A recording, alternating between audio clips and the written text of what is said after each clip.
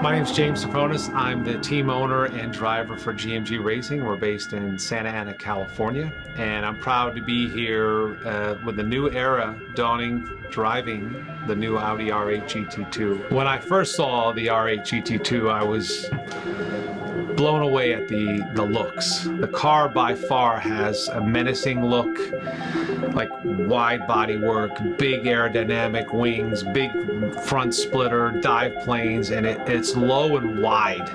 And then you see this air scoop on top, and so you know there's something else going on that's that you don't normally see on a race car. But then when you hear the car, the V10, there's no other sound like the V10. For me, it's something I've loved since I first drove an Audi R8 LMS Ultra 6 years ago and fell in love with that sound. So it looks amazing, and then it sounds even better than it looks.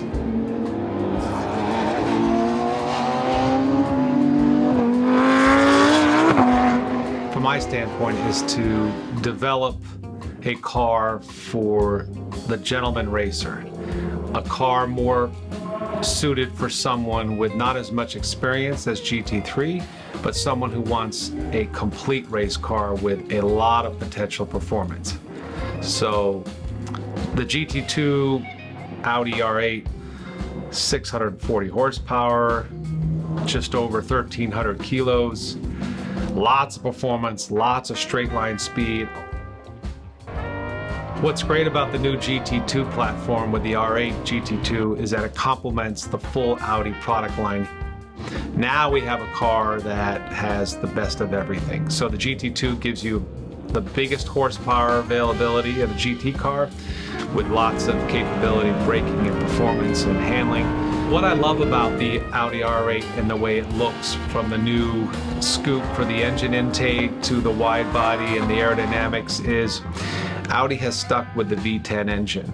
And in the day where turbos are coming in and you see the trend towards that, the V10 engine and the sound that it emits is amazing. And so you have the retro look of the hood scoop from the 70s, but you have the latest technology from Audi, and they have stuck with this normally aspirated V10, which frankly I think is what gives it the edge.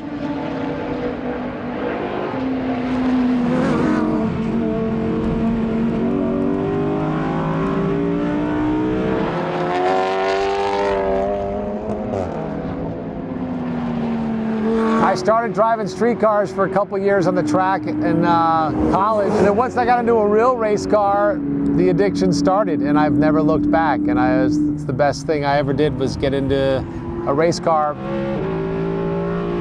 You never want to really go back to a street car on the track. You always want to be in a race car. And that's where the Audi R8 GT2 is perfect. I think the GT2 segment will be well received in the US market because not only is it a great car to race, but it's also a great car to use for track days, for someone who wants to commit to a purpose-built race car versus modifying their street car.